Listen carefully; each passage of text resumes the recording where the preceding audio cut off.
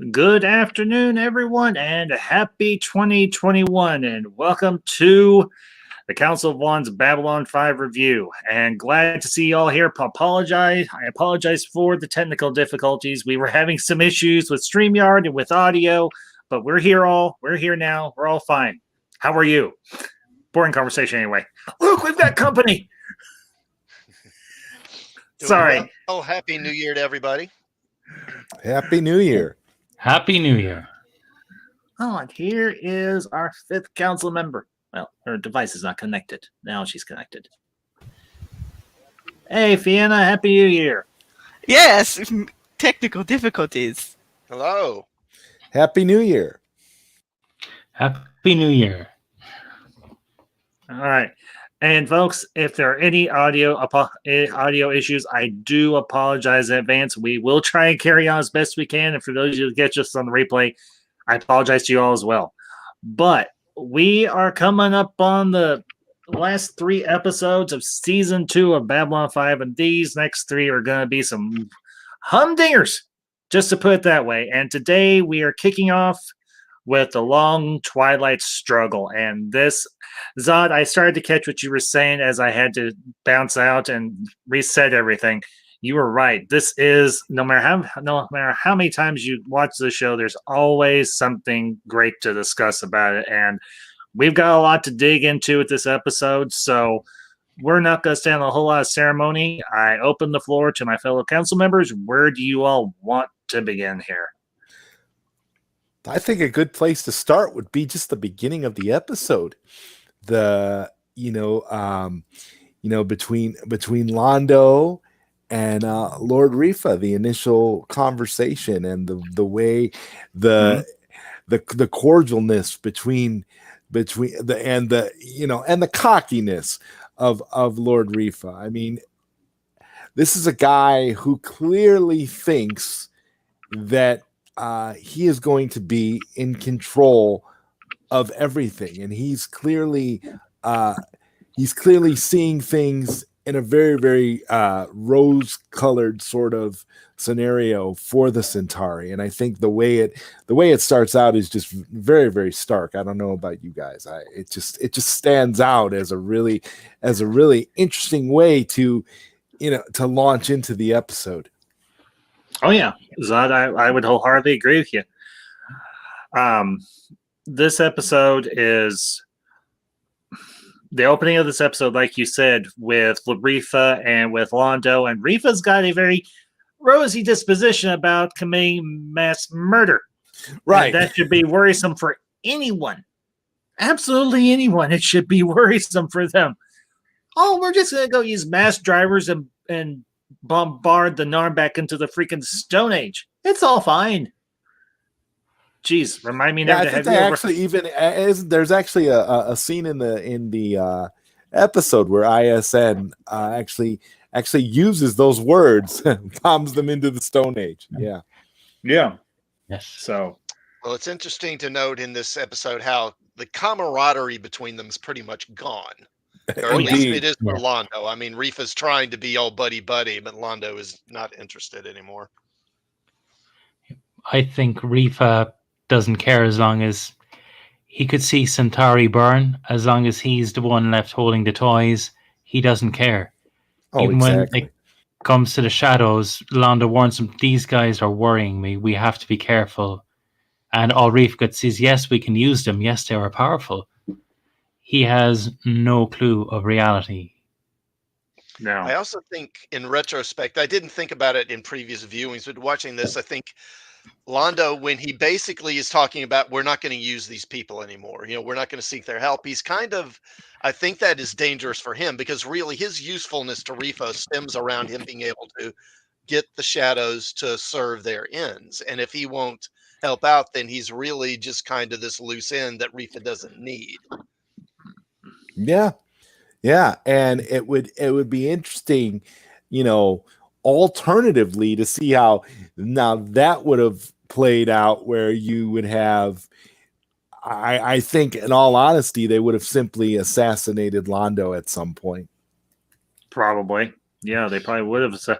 Yeah, because think about it. If Londo isn't their liaison with the shadows, or more accurately, their liaison with Morden and then to the shadows, what's the point of having Londo around? But then again, Right. Londo does have his position. His house is still fairly well represented. So it wouldn't have been that easy to kill Londo. I mean, it would have taken some effort, but Londo strikes me as the type of Centauri who can still handle himself, even though he's, well, I guess he would be considered middle-aged for a Centauri. We don't know how long exactly that they live, but that's kind of beside the point. They assassinated the prime minister. I don't think they'd be shy about assassinating Londo. Yeah, but unfortunately, they got Prime Minister Malachi by himself, and they ganged up on the poor fella. That and later on, Londo has a little bit of Drock protection. That's true too. Yeah, and Fiona, thank you for being here. Glad you could join us, and again, Happy New Year. Yeah, I had to reboot my router, and because it's like, why is it disconnecting?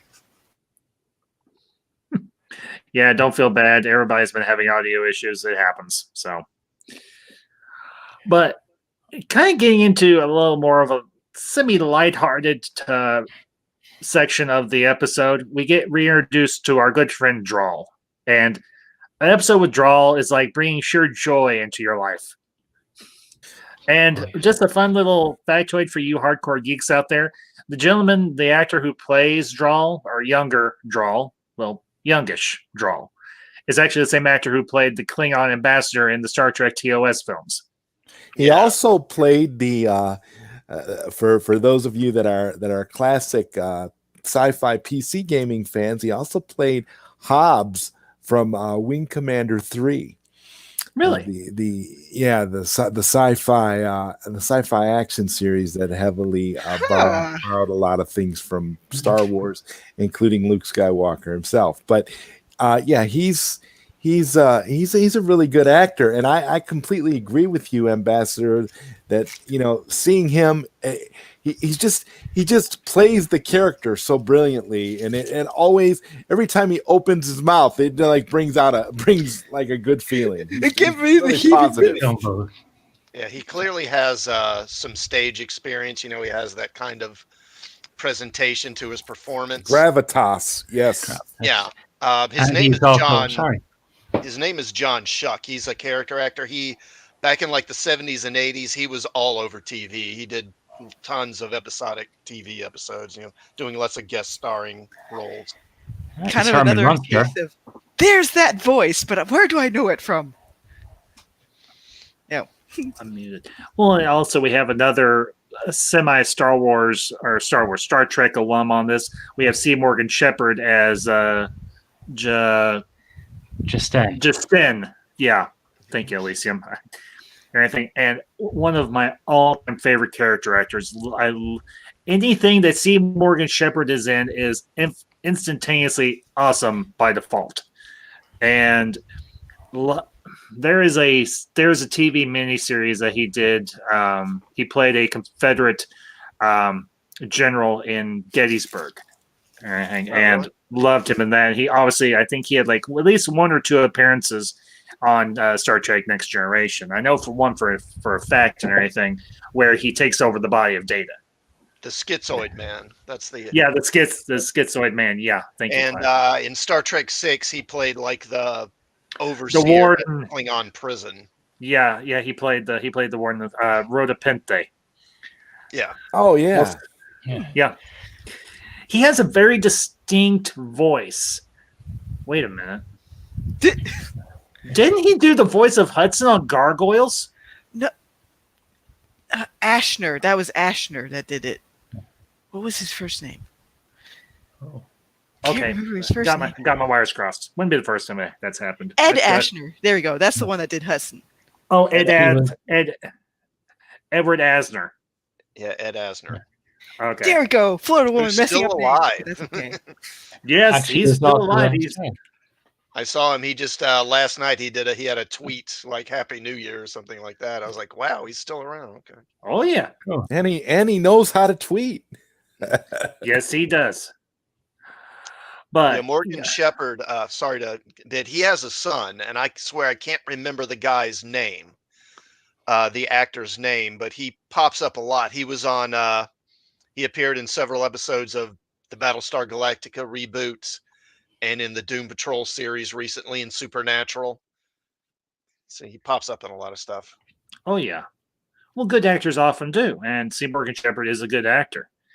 And he does. I like the fact that he plays Jakar's uncle, and there's that very familial bond between Jakar and Justin, and it's just a shame we never got to see more of him. I don't think Justin made another appearance other than this episode, or am I wrong? Because it's been a while since. I think that was it. I think Morgan Shepherd's on the other, and he was a soul hunter in season 1. Oh, that's right. That's on the other. Yeah, I think you're right. And that's where the familiarity of his voice comes in on the Soul Hunter episode. Yeah, and Colin P. Smith, he was also the robot half of Holmes and Yo-Yo, and a recurring role on Macmillan Wife. I actually remember that show. I saw reruns. Yeah, John Schuck. Yeah, he was on Macmillan and Wife. Yeah, that's one of the shows he did. Well, and Colin Smith, Mark Shepard, played a younger version of the same character his father played in a Doctor Who story. Really? Thank you, Colin. Did not know that. Oh, really? I didn't know that. Okay. Fascinating. But sorry, Ambassador. No, go ahead, Elysium, please. I was saying I love the way Shakar's the interaction between them, but how he mentioned that things are much worse than is generally known, and how we've seen things happening for the Narn up till now. Thousands of refugees coming through Babylon 5, they're being stomped on. And if that's the Narn's idea of not going badly, I'd hate to see how bad it actually is. Yeah. Or what they consider bad.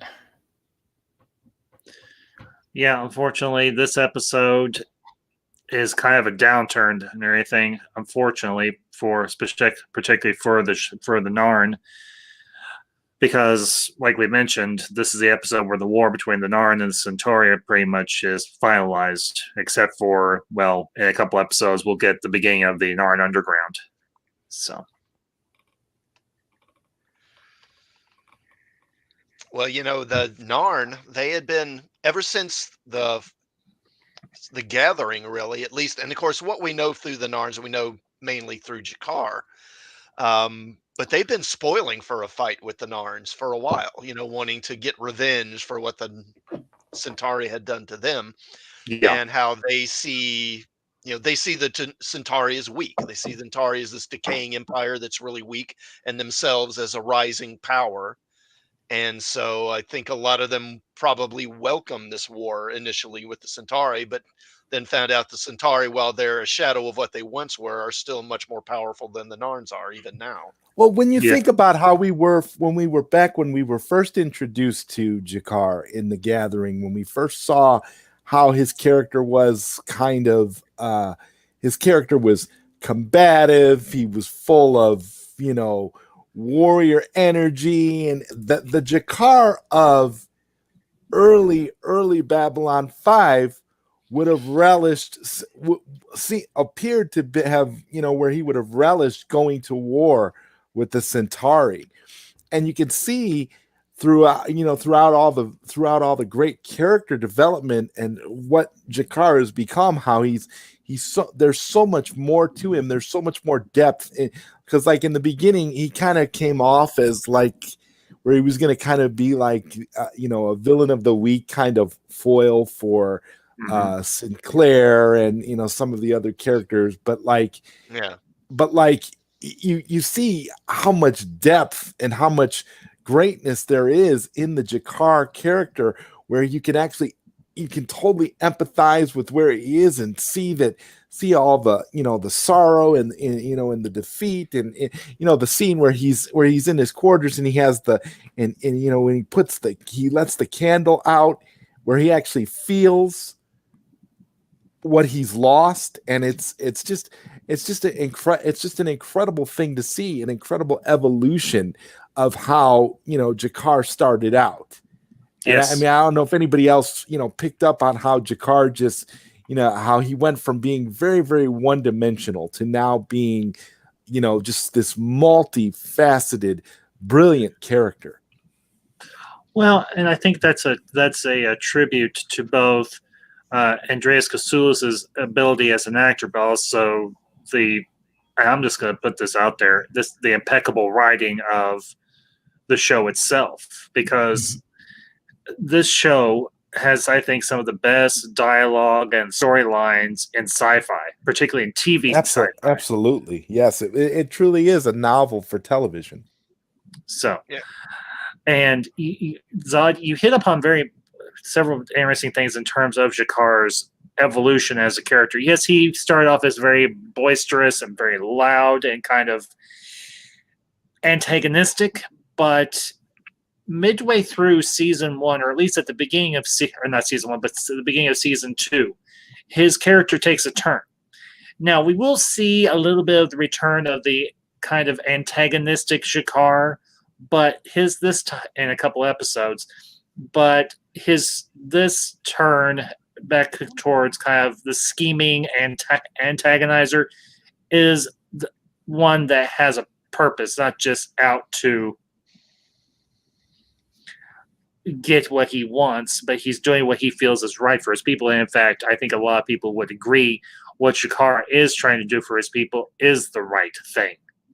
Mm-hmm. Yes.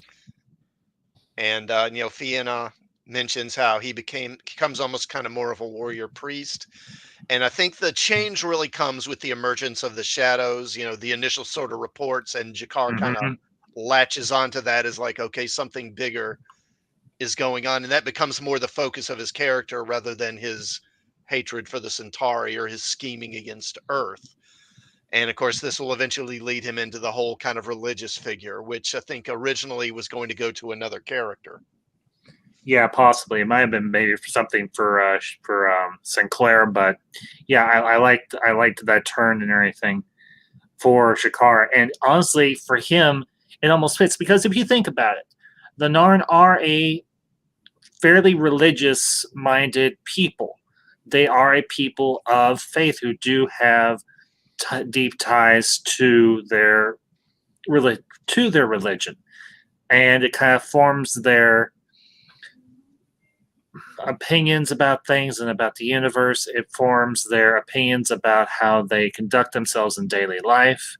Yeah, and when you talk about the religious element, and think about all the times we hear about the Book of Jaquan, and how and how that is constantly sprinkled throughout the lore of the Narns. So that's a really good observation. Yeah. Well, and it's nice. Go ahead, Elysium. So I just going back to what Jakar's uncle said, that your position here, your acting alone, is as important as the battle fleet. The Narn themselves are starting to understand that they can't just be the bullies shouting and screaming. They must interact. Not all the Narn understand that, but Jakar and his uncle, I think Jakar is starting to learn with the shadows out there. He's got to let petty politics go. And Jakar's uncle, when Jakar says, "I wish I was going with you," tells him, no, you're more important. You alone here are as important as the battle fleet. Yeah. And that honestly right there. I just wanted to say before I did. Yeah, go ahead, Fiona, please. I just want to say before I dip out is that this episode is kind of a compare and contrast of like how things are going better for Sheridan and everybody else, but then you see what's happening on the other flip side. So, and I did leave a few other comments just in case you want to talk about it. Oh, absolutely, Fiona. Thank you. And you have a good night. And we'll hope to see you hopefully we'll see you next week, if not sooner. Oh yeah. Well, I'm off next Friday, so I won't be able to have to cut short, but still the Mass Drivers is especially oof. Oh man, the next episode. Yeah. Mm-hmm. Yeah. The next episode's going to that's an absolute whiz banger of an episode. And I'll pull up a couple of comments that Fiona left in the private and everything that we can go over and everything. We can come back to hers, and then we'll swing back around to her comments, and we'll just continue on where we're at. Honestly, And Fiona brought up a very, very good point. Excuse me. We see on one side of this episode, Drawl finally reaching out to Delenn and to Sheridan, and them finally getting to have their conversation, and you get to have some nice some nice moments with Sheridan, with Drawl, and with Sheridan, and with Drawl and Delenn. And I love the fact that he is probably, except for Lanier, the only Minbari who says, "You've changed your look. I like it." And honestly, compared to we won't get into that here. We've already discussed that plot point about the Minbari being a bunch of stuffy old fishes, jackasses. Sorry, did I say that out loud? Anyway, I love the very grandiose way that John Shook performed Drawl's character. The way he delivered. Okay, what I was trying to say, I like the way he delivered the lines. It made him very grandiose, very big. I have seen things you cannot possibly imagine, and other things that will make your blood run cold. I'm kind of paraphrasing here. And you get this impression that through the machine on Epsilon 3, this machine can quite literally reach to the very edges of the known galaxy or the known universe. And one mind is linked into this thing, and we're like, holy freaking crap, this thing can probably nuke an entire Shadow Fleet if Draw so chose. And I do want to say one thing about the design of the Great Machine. And I think this would probably be something that most sci-fi fans would catch on to. Did you all catch on to the fact that this design of the interior, particularly on that great big bridge, kind of harkens back to the Great Machine in Forbidden Planet? Forbidden Planet, yeah. Yep. Oh, yes. Honestly, just as a humorous side, I think when Zatras in later episodes, yes, Zatras is dirt, people treating like him. When there's no safety rails on that, you realize they really didn't care about Zatras' people. There's no health and safety in that machine at all. Yeah. But also, as a more serious one, when it comes to Drawl, he's very similar to Delenn. He is now a cyborg, basically. He's part of a machine. He's no longer fully Minbari. So how much will that come into play in how he's acting? That's a good point, Elysium. Yeah, because they are somewhat similar in the fact that they both have changed. And I know some people are going to say, or maybe they won't say because it's a minor nitpick, the person that's in the machine doesn't look the same as Drawl. Well, yeah, but it still works. Although, to be fair, they do mention that in the episode where they said, yes, I've been rejuvenated by the machine.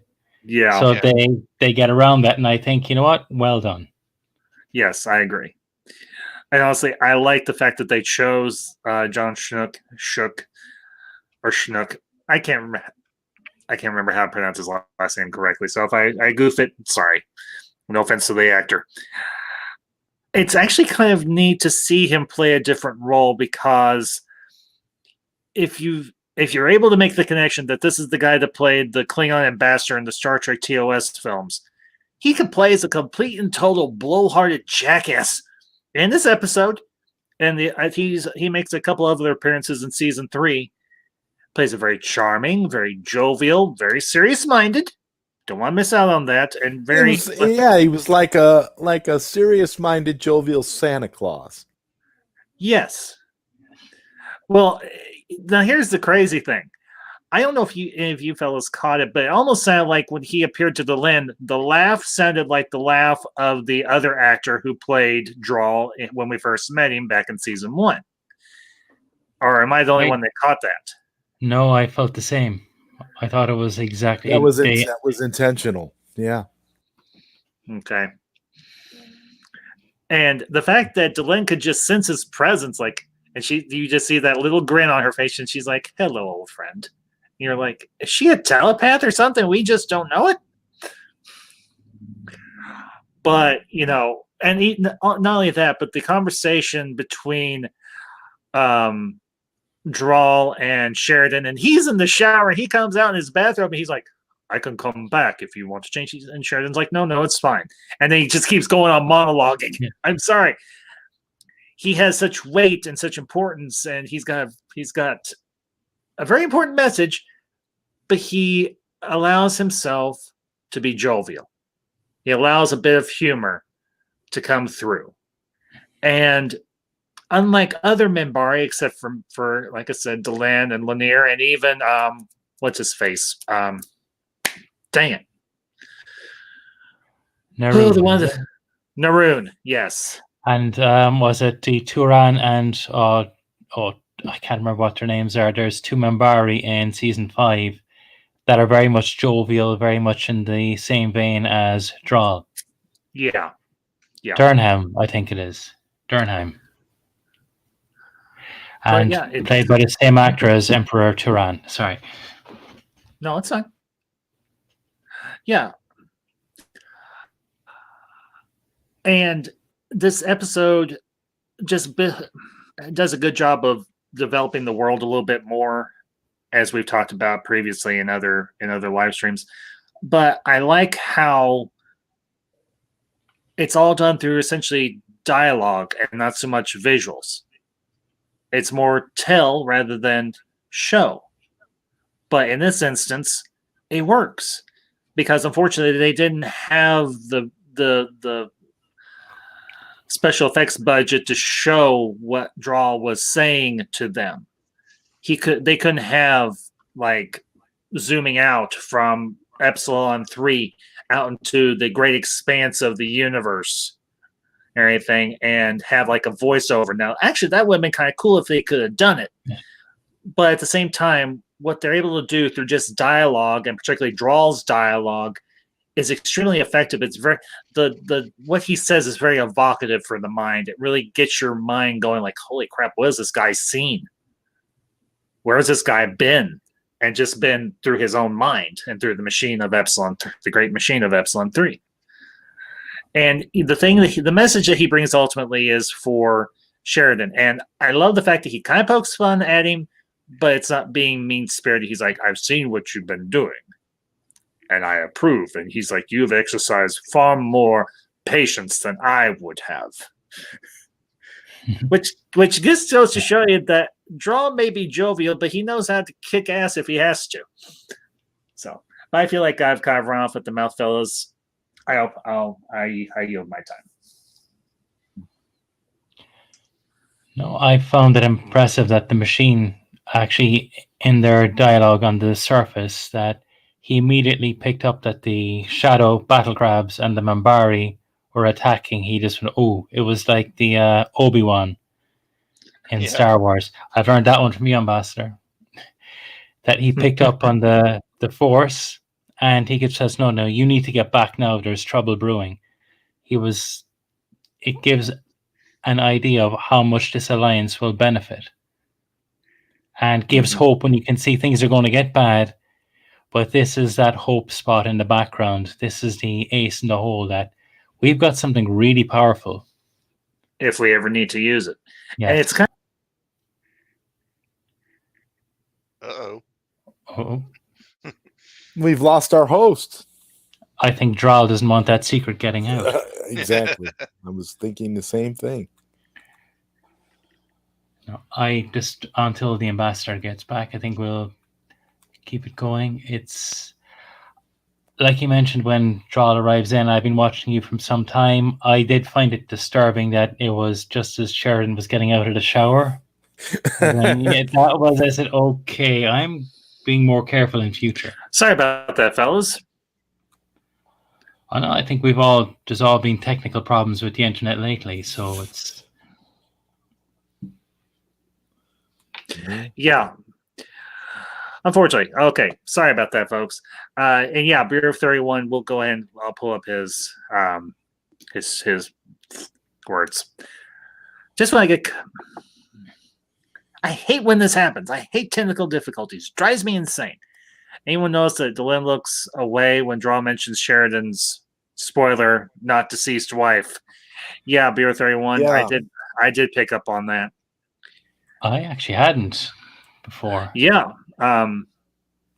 I didn't catch it the very first time I ever watched the episode. Of course, that was years and years ago, but I did catch it this time because she knows something that apparently not even Drawl knows, which does show that his abilities through the machine do have limits. But at the same time, go ahead, Lysium. No, so I think just to support you there, I think was it Zatras says it in late season 3, early season 4 that yes, Drawl even now doesn't know everything. So Drawl would still be learning and still would not have full access, even though he does. I think he is bombastic, so he does seem to believe he does know, but there are still a lot of things he doesn't. Because Susan, I think in a few episodes, does something that he said, "I didn't know you could do that."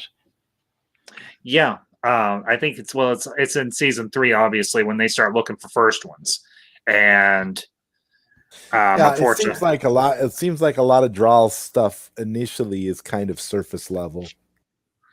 True, and what I started to say before I got booted out, it's kind of a shame we never got to see. Although we have seen, but I would have liked to have seen maybe just a little bit more of the capabilities of Epsilon 3. Anything what the Great Machine could do. I'm, just to venture a fan theory here, I would love to see what Epsilon 3 could have done, say, maybe against a couple of shadow vessels. Why didn't they do that in season 3 when the station was completely surrounded by the thing? I mean, let's be candid here. I think the weaponry on Epsilon 3 is capable of destroying, if not one, multiple shadow vessels. So why didn't they do that? Well, the machine it's a bit of a Deus Ex Machina. It's obviously just there to enable the time travel elements of the show. And then because once they've done what is it, War Without End, isn't that the one where Babylon 4 comes back? Yeah. Season 3. Mm-hmm. And after that, the machine doesn't really play any more role in the series to any significant extent. Yeah, which was I thought honestly was kind of unfortunate. I mean, I know that the series wasn't about the big battles and everything and seeing grand fleets fight against one another, although we do get that. But I would have liked to see maybe just once or twice what the defenses of the planet could have done or what the machine could do against a shadow vessel, or maybe even maybe even a Vorlon vessel. That would have been a hell of a thing. It was able to one-shot 3 capital ships when they first activated it, so I think it is pretty powerful. Yeah. So yeah, it's an underutilized resource. That's for sure. I agree. Yeah, I agree, and I know that probably part of that was due to budgetary restraints on the show itself and everything, and I can forgive that. But the one line, obviously the main line or the main part of Draw's message for Sheridan and Delenn is, you're not alone here. You've got backup if you need it. I am here and I will help you fight if I have to. And I think that was a nice little piece of reassurance. And I know it's kind of on the nose, but I am glad that the title of the episode was worked into the dialogue. In this long Twilight struggle, there's the possibility of hope. And I believe that line actually comes from a speech by JFK. Yeah. Where he talked about, but in it, he used the term the long Twilight struggle as a term for the Cold War, basically, between the U.S. and the USSR. Yeah, very true. But, and of course, you have the absolutely heart-wrenching scene at towards the end of the episode where Londo's in the council chambers making his grandiose little speech, and then I'll just say it. I think G'Kar absolutely laid a massive burn on his head. And if it take us 1,000 years, we will teach the Centauri this lesson again. Yeah. I'm sorry. Londo's speech was bombastic and big, but Jacquard's was a dagger to the heart. Yeah. And I thought it was, as always, both Peter Jurassic and Andreas Kansoulis, they absolutely nailed both of those speeches. Well, and it definitely sets the tone about where their relationship is headed. Let's just put it that way. That's, Actually, speaking of it, one thing I liked about it, when Jacquard was speaking from the heart without any masks, he was the Narn at rock bottom saying, "We're down. What is it? No dictator, no invader can hold an imprisoned population by force of arms forever." Yes. He knows they have a struggle ahead. Whereas Londo wasn't fully in agreement. He was horrified when he saw them using the mass drivers. He has to put on a mask, be bombastic to do what he did. Because if Londo was himself, he would have to express doubts, because he already expressed doubts before this to Rifa. Yeah. And that is where they're both standing. Well, and, there is an exchange between Londo and Rifa, and he's like, every civilized system or planet has banned the use of mass drivers, and Rifa's like, well, these are uncivilized times. And I'm thinking, you're willing... Now, if I understand the science behind a mass driver, it almost looks like they collect like asteroids, whatever the case may be, and then hurls them at mass velocity into a planet's surface. Is that pretty accurate? That's it. I think I didn't want to if it's a spoiler for The Expanse, listen out for a couple of seconds, but you see them in action in the latest episodes of The Expanse, where they're firing rocks at a planet. Okay. And it can be anything. I know there's other things. It doesn't have to be rock. It's something, an object hurled at high velocity into the ground from orbit. That's what I thought and everything. Just looking at the design of them on the Centauri battle cruiser and everything, that was the impression that I got, and I'm thinking, good grief. They didn't even have anything like this in Star Wars, at least as far as I'm aware of.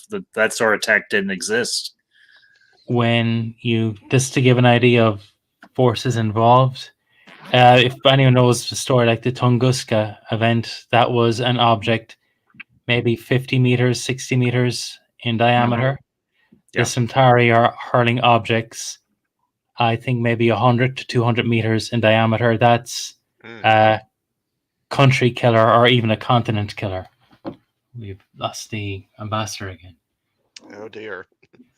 Well, I think one of the things that kind of struck me about it is how, in a way, it's kind of a metaphor for the American bombing of Japan, because it's kind of the same rationale that's used. When we had advanced across the Pacific, and really all we had left was to attack mainland Japan, because we'd taken all the islands from them, and the military knew that there was going to be a massive loss of life if we invaded mainland Japan.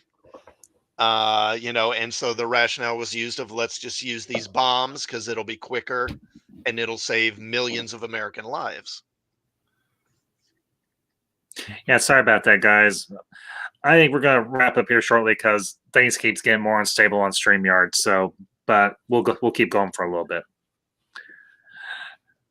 But yeah, if I caught what y'all were saying correctly, coming back in, you were describing the mass drivers to what the U.S. did at the end of World War II with the atomic bomb. And well, Rifa almost has a similar mentality, but I think from our end of things, we weighed this more heavily than the Centauri did when they were considering using mass drivers, because we weighed the idea of a invasion of the islands of Japan with dropping the bomb. And both were absolute. It's almost the old phrase: "You're damned if you do, and you're absolutely damned if you don't." And this is something we have always had to, especially with the evolution of atomic weapons.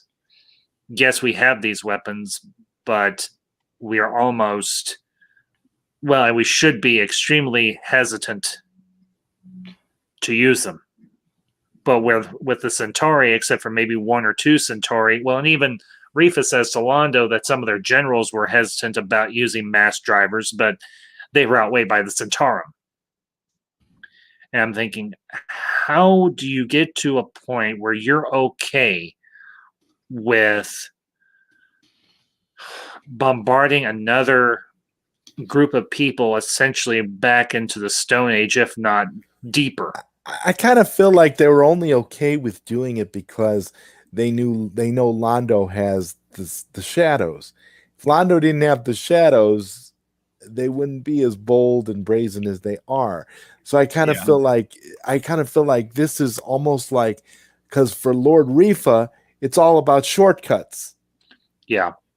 So I mean, that's the only reason. If the shadows didn't exist, if Londo didn't have this relationship with these associates, there wouldn't have been any way that they would have went that in that direction with Narn. Yeah, I would, Zod, I completely agree with you.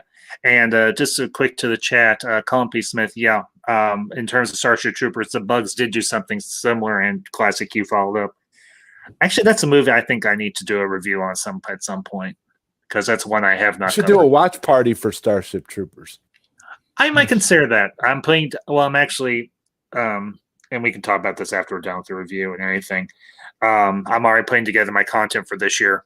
I'm getting things planned out. So, but yeah, that's definitely one I'll keep in the memory bank. So, but yeah, this episode is so packed and with really good plot points and content and everything else. Is there anything we have not covered, fellas, that you do want to touch upon, or anything that Fiona brought up, anything in the private that she left in the private chat that you don't feel like we addressed enough? For me, just the idea of the terms of surrender, that if one Centauri is killed, 500 Narn will be killed. I think. Yeah. I do know, was it JMS did mention, he says, before you criticize the Centauri, look back at our own history, and in many wars in human history, we have done that to ourselves. That is not out of bounds of what we have done. So it is it does send a cold chill at that mention. Yeah, I would agree with you on that one, Lucian, because we've done some equal. Well, we'll just put it this way: humanity has done some equally atrocious things along that same vein, and everything in our own past. So, to see the Centauri make a similar move is not beyond the realm of believability. So, sorry, just mentioning there was it. Colin mentions that Sargon and Arch's video on Starship Troopers is excellent. Yeah, I've watched some Sargon content. He does good stuff on his channel as well. So I go to him. I go to his channel and everything if I need a deep dive on something. But well, guys, I think unless you all disagree, I think we've pretty much picked this episode apart. And I think so. We'll go ahead and start wrapping up.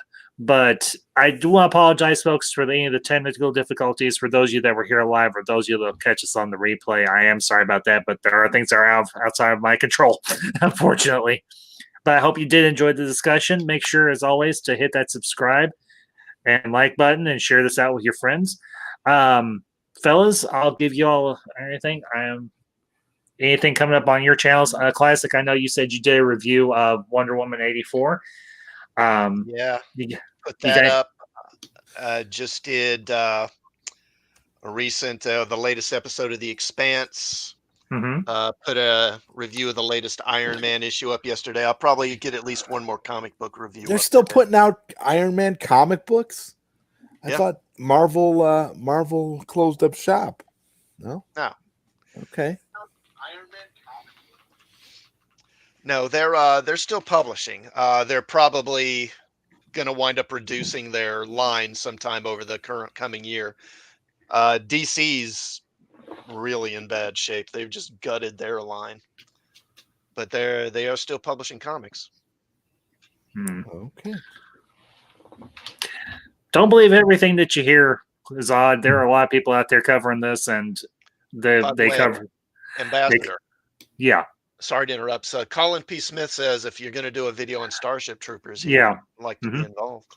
Yeah, Colin, I'll definitely keep you in mind. It might be a couple months before I get around to it, but I will definitely put it on the schedule. So and everything, because I've got my content for this month pretty much mapped out and everything in terms of live streams and whatever besides this, obviously, and everything. But yeah, Colin, I'll keep you in the loop. Absolutely. So, Zod, what have you got coming up over in your neck of the woods? Well, as you know, I recently put out my review of Wonder Woman 84. You were on that stream as well. And next week, I've got another episode of the Zod Rider Show next Tuesday, and then the following Friday, we're doing that. Next Friday, don't forget, Ambassador, we're doing the watch party for Insert Coin. Oh yeah, yes. I will absolutely be there for that one. Count on it. Yeah. I hadn't forgotten about it. It just kind of slipped my mind because that was in the back of my mind. I'm like, oh yeah, watch party, Zod Rider. Yeah, we're gonna do that. We're gonna do that. That's gonna be a lot of fun. I'm really looking forward to that watch party. Yeah, classic. That might actually be something you'd be interested in if you're into like retro gaming or anything. This guy did a documentary on Midway Games and a lot of the games that they had worked on. And I watched the trailer for it, and I watched Zod's interview with the guy. The guy actually used to work at Zod. Correct me on this if I'm incorrect, but didn't he used to work at Midway? He worked at Midway. He worked in the art department. He did a lot of work on the original Mortal Kombat and some other games. And he was and then he directed this documentary, Insert Coin, which basically covers that whole 90s era of Midway arcade games. Yeah, it's incredible. Classic. If you want to join us for that watch party, just let me know. I'll make sure you get a link. We lost Ambassador again. When is it going to be? We're doing it at 9 p.m. Eastern on January the 8th. January the 8th. It's a Friday, I believe. Friday. I don't know if I'll be available then.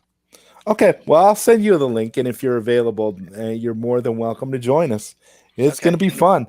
We may even have the director joining us for the watch party as well.